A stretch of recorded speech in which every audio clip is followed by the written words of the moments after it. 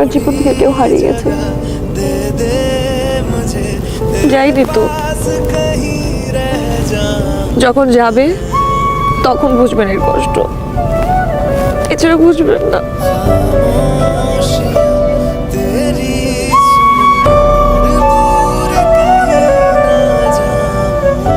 আমরা যাদেরকে ভালোবাসি বা যারা আমাদেরকে ভালোবাসে,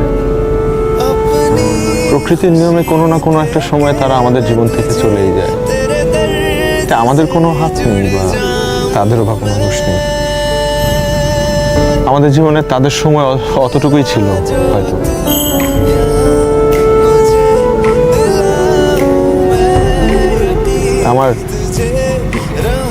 আমার মনে হয় আপনার নিজেকে সময় দেওয়া উচিত। আর যদি পারেন নিজের বন্ধু হয়ে যান, তা আপনার জন্যই বেস্ট হবে। আমি একজনকে ভালোবাসছিলাম, কিন্তু সে আর এখন আমার সাথে নেই। এই যে আপনি কাঁদছেন, এটা আপনার ভালোবাসার মানুষকে হারানোর বহিঃপ্রকাশ।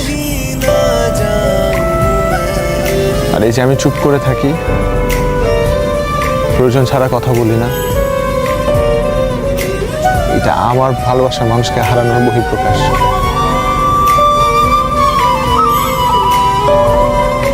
আমি কিন্তু তারপর আমার রেগুলার লাইফ লিড করছি, অফিস করছি, পরিবারকে সময় দিচ্ছি, রাতে বাড়ি গিয়ে মদ খাচ্ছি, কিন্তু